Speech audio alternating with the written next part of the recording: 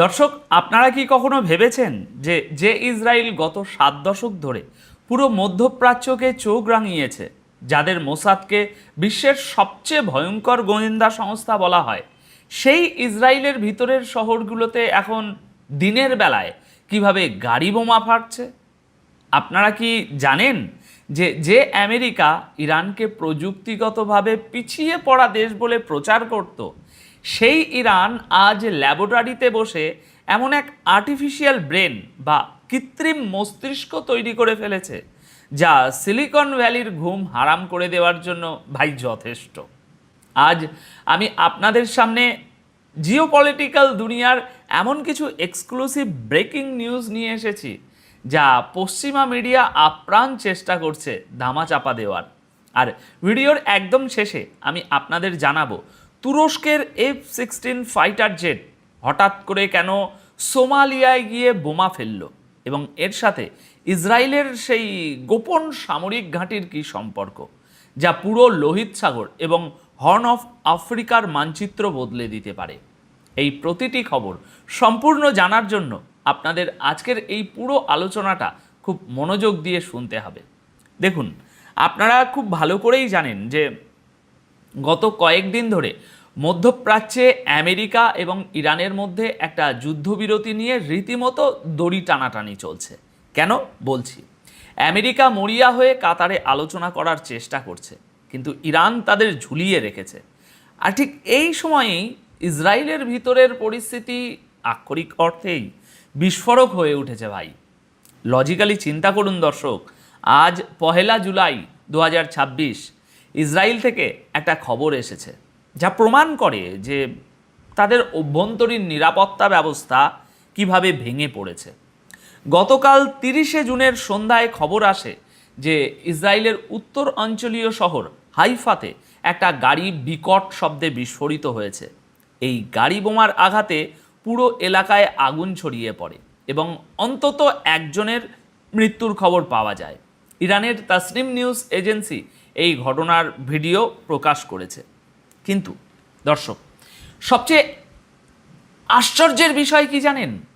Israeli media এই ঘটনাকে কি বলে ধামাচাপা দেওয়ার চেষ্টা করছে জানেন? তারা বলছে এটা নাকি গ্যাং ওয়ার বা আন্ডারওয়ার্ল্ডের প্রতিশোধমূলক হামলা।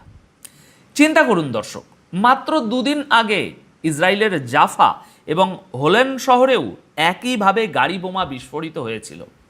3 দিনের মধ্যে ইসরায়েলের ভিতরে 3টে বড় গাড়ি বোমার বিস্ফোরণ।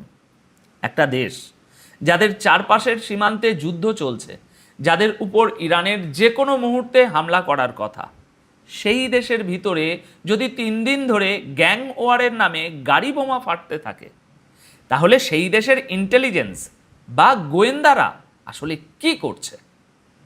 এটা কি সত্যিই কোনো সাধারণ গ্যাং ওয়ার, নাকি ইসরায়েলের ভিতরেই কোনো স্যাবোতাস বা চোরা গোপ্তা হামলা শুরু হয়ে গেছে, যা তারা বাইরের দুনিয়ার কাছে লুকাতে চাইছে? যখন একটা দেশ যুদ্ধে হেরে যায়, তখন তাদের ভিতরে ইকোনমি এবং ল অ্যান্ড অর্ডার এইভাবেই ধ্বংস হয়ে যায়। ইসরায়েল আজ সেই পতনেরই সাক্ষী হচ্ছে। এবার আসুন দেখি জিওপলিটিক্যাল দাবার বোর্ডে তুরস্ক কি ভয়ঙ্কর একটা চাল দিয়েছে। গতকাল 30 জুন 2026 খবর। এই খবর অনুযায়ী তুরস্কের F-16 ফাইটার জেটগুলো সোমালিয়ায় গিয়ে একটা ভয়াবহ বিমান হামলা চালিয়ে এসেছে। সোমালিয়ার প্রতিরক্ষা মন্ত্রণালয়ের আনুষ্ঠানিক বিবৃতি অনুযায়ী সোমালিয়ান আর্মির সাথে মিলে তুরস্কের বিমান বাহিনী আল শাবাব জঙ্গিদের ঘাঁটিতে এই হামলা করেছে। সোমালিয়ার সরকারের দাবি, এই হামলায় আল শাবাবের অন্তত 35 জন যোদ্ধা নিহত হয়েছে এবং 20 জনের বেশি আহত হয়েছে। সেখানে বড় ধরনের অস্ত্রভাণ্ডার ধ্বংস হওয়ারও প্রমাণ পাওয়া গেছে। কিন্তু দর্শক, আপনারা কি ভাবছেন এটা শুধু একটা সন্ত্রাস বিরোধী অভিযান? যদি আপনারা এটাই ভেবে থাকেন, তাহলে আমি বলবো আপনারা জিওপলিটিক্সের আসল খেলাটা মিস করছেন। লজিক্যালি ব্যাপারটার গভীরতা একটু মাপার চেষ্টা করুন। তুরস্ক কেন হঠাৎ করে হর্ন অফ আফ্রিকায় বা সোমালিয়ায় তাদের ফাইটার জেট পাঠালো? দর্শক, এর উত্তর লুকিয়ে আছে সোমালিল্যান্ড নামের একটা বিতর্কিত অঞ্চলে। আপনারা জানেন সোমালিল্যান্ড সোমালিয়া থেকে আলাদা হয়ে স্বাধীন রাষ্ট্র হওয়ার ঘোষণা দিয়েছে, কিন্তু পুরো পৃথিবীতে একমাত্র ইসরায়েল ছাড়া আর কেউ তাদের সেভাবে স্বীকৃতি দেয়নি।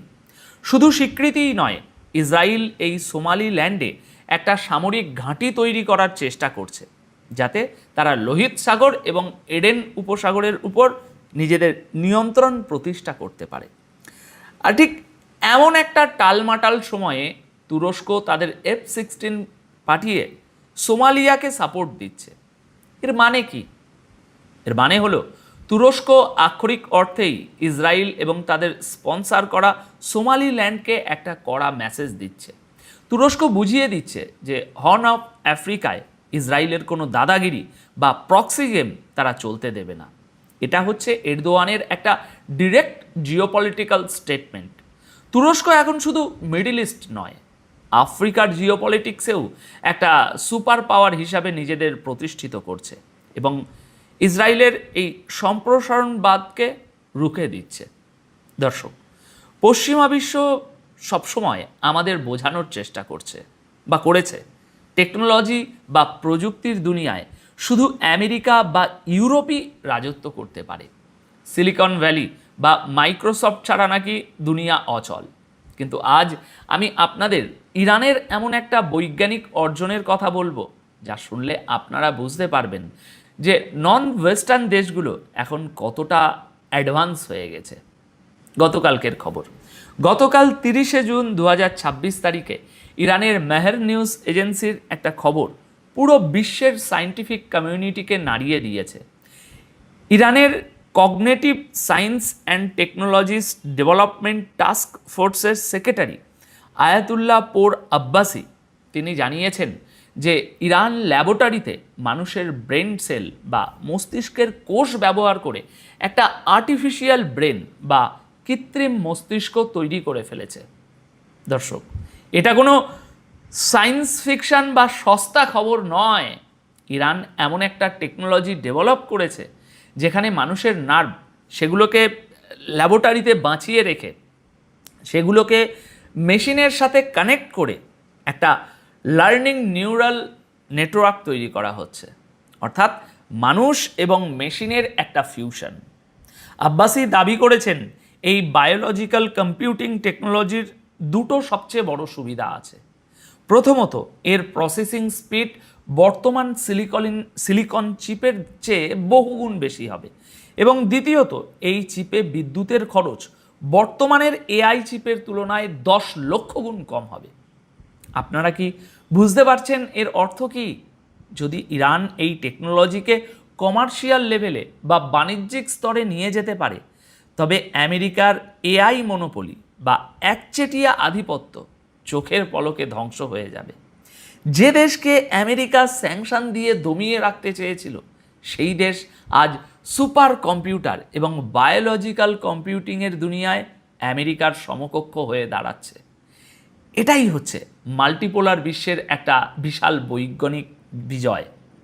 দর্শক, ভিডিও শুরুতে আমি আপনাদের কাতারের সেই কাল্পনিক মিটিংয়ের কথা বলেছিলাম, যেটার কথা ডোনাল্ড ট্রাম্প বারবার গলা ফাটিয়ে প্রচার করেছিলেন। কাল এই নিয়ে খবর করেছি, কিন্তু আমি বলেছিলাম ট্রাম্পের এই ফাঁপা বুলির পেছনের সত্যটা আমি আপনাদের জানাবো।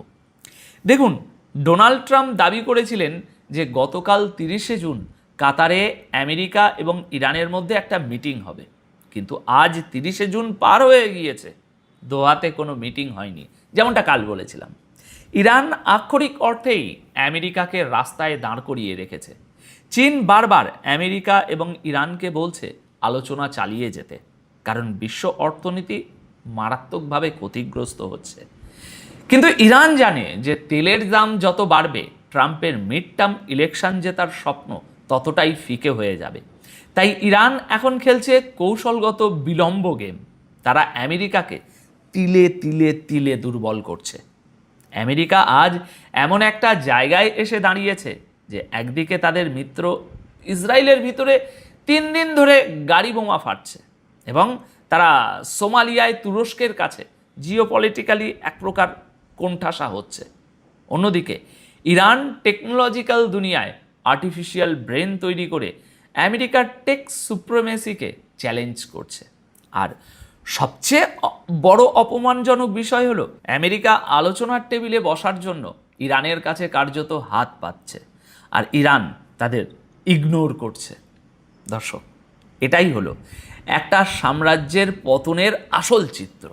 যখন আপনি ফিজিক্যাল যুদ্ধে হারেন, টেকনোলজিতে হারেন এবং ডিপ্লোম্যাসিতে হারেন, তখন আপনার ওই যে সুপার পাওয়ার তকমাটা আছে না, সেই তকমাটা একটা ফাঁকা বেলুন ছাড়া আর কিছুই থাকে না, যা আমরা এখন দেখছি। এখন আপনাদের কাছে আমার প্রশ্ন, দর্শক, আপনাদের কি মনে হয় ইসরায়েলের ভিতরের এই ধারাবাহিক গাড়ি বোমাগুলো কি সত্যি কোনো গ্যাং ওয়ার, নাকি এর পেছনে ইরানের কোনো আন্ডারগ্রাউন্ড অপারেশনের একটা হাত আছে? লজিক্যালি একটু চিন্তা করুন তো দর্শক, এবং আপনাদের মূল্যবান মতামত নিচে কমেন্ট করে জানান। আপাতত এই প্রতিবেদন তাহলে এখানেই শেষ করছি। সবাই